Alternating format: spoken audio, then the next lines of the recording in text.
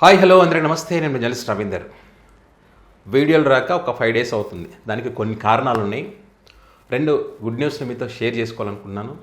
ఇంకో good news ఇంకో వీడియోలో చెప్తాను. ఈ వీడియోలో ఏంటంటే ఆంధ్రప్రదేశ్ మాజీ ముఖ్యమంత్రి వైసీపీ పార్టీ అధినేత వైఎస్ జగన్మోహన్ రెడ్డి గారిని చాలామంది కలవాలనుకుంటారు. సో నిన్న జగన్ గారిని కలిసే అవకాశం అయితే నాకైతే వచ్చింది, అది కూడా విత్ ఫ్యామిలీతో.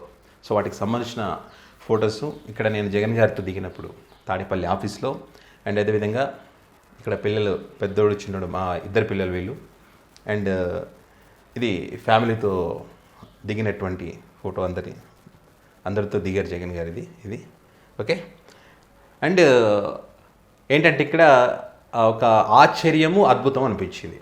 మామూలుగా జగన్ గారి గురించి బయట చాలామంది చెప్పేది ఏంటంటే జగన్ గారు ఎవరిని కలవరు, కలిసినా మాట్లాడరు, రెస్పెక్ట్ ఇయ్యరు, అవమానిస్తారని రకరకాలుగా మాట్లాడతారు కదా.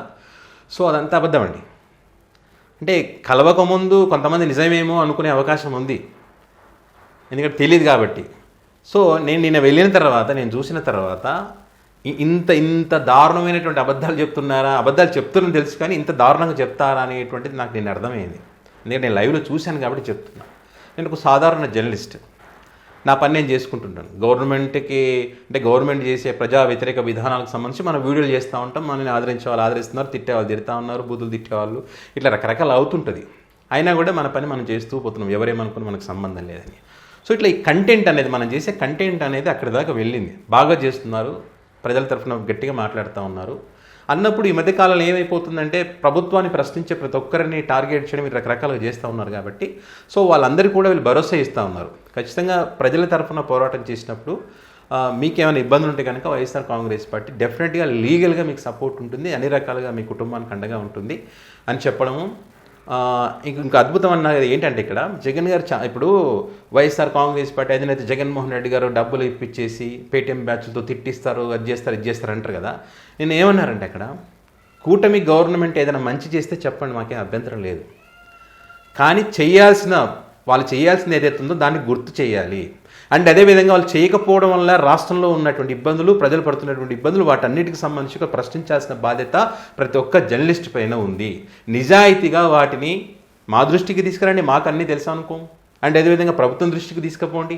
తద్వారా పరిష్కారం అయితే ప్రజలకు మేలు జరుగుతుంది. మేము కోరుకునేది అదే. ఇక్కడ మేము ఎవరో ఎక్కడో తిడతారండి, ఎవరో ఏదో బూతులు తిట్టారని జగన్ గారు తిట్టిస్తారనుకుంటే పొరపాటు. ఎందుకంటే వాళ్ళకి అంత టైం ఉండదు, పిలిచి నువ్వు వాళ్ళని తిట్టు వీళ్ళని తిట్టనంత టైం ఉండదు, ఏదో తప్పుడు ప్రచారాలు చేస్తూ ఉంటారు. ఎందుకంటే నేనే ఎగ్జాంపుల్, నాతోనే చెప్పారు నిన్న మాట్లాడిన దాంట్లో నిజాయితీగా చేయమన్నారు. నిజాయితీగా కష్టపడే ప్రతి ఒక్కరికి మేము అండగా ఉంటాం. సో కాబట్టి బయట జరుగుతున్నటువంటి ప్రచారం తప్పుడు ప్రచారాలు ఇవి. సో నాకు అది ఆ రకంగా చెప్పడం అనేది నిజంగా అద్భుతం అనిపించింది. ఆశ్చర్యం ఏంటో తెలుసా, నేను ఒక సాధారణ జర్నలిస్ట్. నేను లోపలికి వెళ్ళినప్పుడు ముందుగా నేను ఒక్కడిని వెళ్ళాను, ఫ్యామిలీ తర్వాత పిలుస్తామన్నారు. నేను ముందుకు వెళ్ళిన తర్వాత కుర్చీలో ఉన్నటువంటి వ్యక్తి, ఆ పెద్ద మనిషి, రాష్ట్రానికి ముఖ్యమంత్రిగా చేసిన వ్యక్తి, రాజకీయాల్లో చరిత్ర సృష్టించినటువంటి వ్యక్తి, ఒక సాధారణ జర్నలిస్ట్. నేను వెళ్ళినప్పుడు మన కంటెంట్కి, మన నిజాయితీకి ఆయన ఇచ్చినటువంటి విలువ ఏంటంటే కుర్చీలో నుంచి లేచి రావడం. రవీందర్ ఎలా ఉన్నావు అని అడిగాను కదా, నిజంగా ఆశ్చర్యం అనిపించింది. ఎందుకంటే ఆ పేరు గుర్తుపెట్టుకొని మాట్లాడడం అని అంటే నిజంగా ఆశ్చర్యమే కదా. చాలా హ్యాపీ అనిపించింది. కూర్చున్న తర్వాత చాలా విషయాలు అడిగారు. అసలు ఏంటి గ్రౌండ్ రియాలిటీ ఏంది, ఎట్లా ఉంది, ప్రజలు ఏమనుకుంటున్నారు, ఏమైనా ఇంకా మీ దృష్టికి ఏమైనా సమస్యలు వచ్చినాయా, ఇట్లా అనేక అంశాల గురించి జగన్ గారు మాట్లాడారు. నాకు ఇప్పుడు నేను వీడియోలు చేసేటప్పుడు కింద కామెంట్ రూపంలోనో, లేకపోతే నేను ఒక నెంబర్ పెట్టి ఆ నెంబర్కి మెసేజ్ గానో, లేకపోతే కొంతమంది ఫోన్ చేసి మాట్లాడిన చాలామంది చాలా విషయాలు వాళ్ళ సమస్యల గురించి చెప్పడం కానీ, కొంతమంది క్యాడర్ వైసీపీ అధినేత దృష్టికి తీసుకుపోవడం చెప్పిన విషయాలు చాలా ఉన్నాయి. సో మనకున్న టైంలో ఆ 25 నిమిషాలలో మనం అన్నీ చెప్పాలంటే చెప్పలేము. సాధ్యమైనంతవరకు కొన్ని విషయాలు జగన్ గారి దృష్టికి తీసుకువెళ్ళే ప్రయత్నం చేసి చాలా ఓపికతో విన్నారు. ఆయన చాలా ఓపికతో విన్నారు.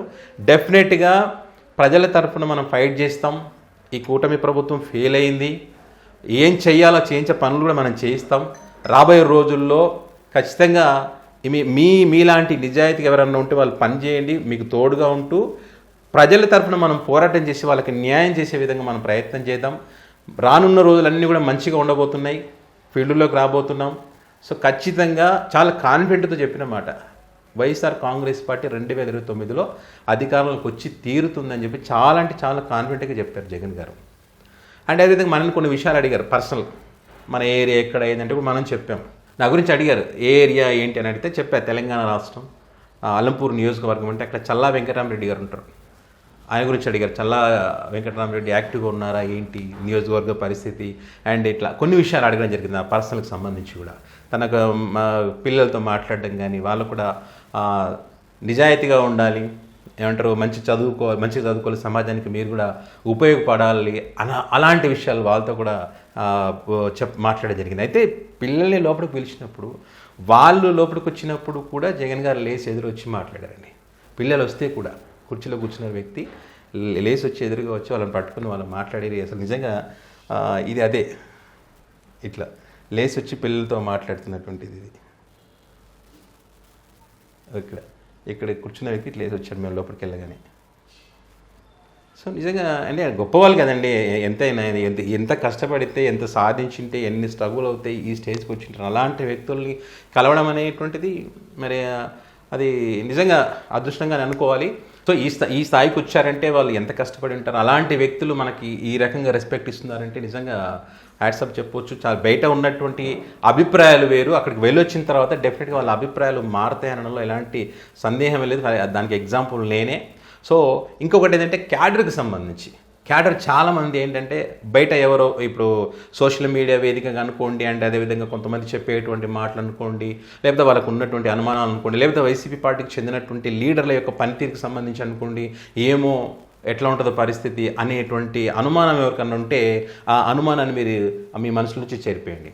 ఎందుకంటే దానికి తగ్గట్టుగా అంటే అక్కడ ఇప్పుడు వీళ్ళ అనుమానాలు ఏవైతే వాటన్ని పటాపంచలు చేస్తూ ఆ క్యాడర్ కూడా భరోసా కల్పిస్తూ రానున్న రోజుల్లో వాళ్ళకి మెయిన్ ప్రయారిటీ వాళ్ళకే ఉండబోతుంది అనేటువంటిది కానీ, ప్రతి నియోజకవర్గంలో ఏమంటారు ఇప్పుడు ఉన్నటువంటి సమీకరణాలు ఏవైతుంటే వాటన్నిటిని మార్చే విధంగా ఇక్కడ రాయలసీమ, ఈ ప్రాంతం, ఉత్తరాంధ్ర, ఈస్ట్ గోదావరి, వెస్ట్ ఇట్లా ఆ ప్రాంతం ఈ ప్రాంతం అని ఏం లేదండి. అన్ని ప్రాంతాలు 175 నియోజకవర్గాల్లో క్యాడర్ ఏదైతే కోరుకుంటున్నారో, క్యాడర్కి ఏవైతే అనుమానాలు ఉన్నాయో వాటన్నింటిని చెరిపేసే విధంగా జగన్మోహన్ రెడ్డి గారు ఫీల్డ్లోకి రాబోతున్నారు. ఆ ఫీల్డ్లో కూడా అనేక సమీకరణాలు మారే విధంగా ఉంటాయి. సో క్యాడర్ కూడా మంచి రోజులు రాబోతున్నాయి అనేటువంటి భరోసా నేను జగన్ గారితో మాట్లాడిన మాటల్లో నాకైతే చాలా స్పష్టంగా కనిపించింది. సో ఇక్కడ కొంతమంది చెప్పినటువంటి విషయాలనైతే జగన్ గారితో చెప్పలేకపోయాను, ఎందుకంటే సమయభావం తక్కువ ఉంది కాబట్టి.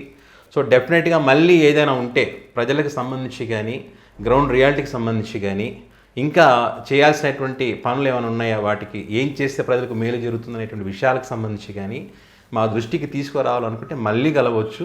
కలిసి ఆ విలువైనటువంటి సమాచారాన్ని మాకు ఇక్కడ నేరుగా వచ్చి నాకే చెప్పవచ్చు అని చెప్పి నిన్న జగన్ గారు ఏదైతే చెప్పారో నిజంగా డెఫినెట్గా మళ్ళీ కలిసేటువంటి అవకాశం ఉంటుంది. కాబట్టి మళ్ళీ మీరు ఏమైనా సమస్యలు ఉంటే కనుక కింద నెంబర్ ఉంది, ఆ నెంబర్కి మీరు వాట్సాప్ చేయొచ్చు. నెక్స్ట్ టైం వాటన్నిటి కూడా కొన్ని అనుకోకుండా వెళ్ళాల్సి వచ్చింది. లేకపోతే కనుక ఇంతకుముందు చెప్పినటువంటి నాకు వాట్సాప్ మెసేజ్లు వచ్చినాయి కానీ, కామెంట్ రూపంలో వచ్చినాయి కానీ, కొంతమంది ఫోన్లో చెప్పిన విషయాలు కానీ నేను నోట్ చేసుకుంటానండి ఎప్పుడన్నా. వాటిని మనం ఒక ప్రింట్ రూపంలో తీసుకుపోయి అక్కడ ఇచ్చింటే బాగుండేది అనిపించింది. సో నెక్స్ట్ టైం అయితే ఖచ్చితంగా అదే పని చేద్దాం. సో ఇది నిన్న జగన్ గారితో కలిసినటువంటి అంశానికి సంబంధించి. సో నెక్స్ట్ టైం వెళ్ళినప్పుడు మీరు ఏదైతే చెప్పారో వాటిని జగన్ గారి దృష్టికి తీసుకుపోయే ప్రయత్నం చేస్తా.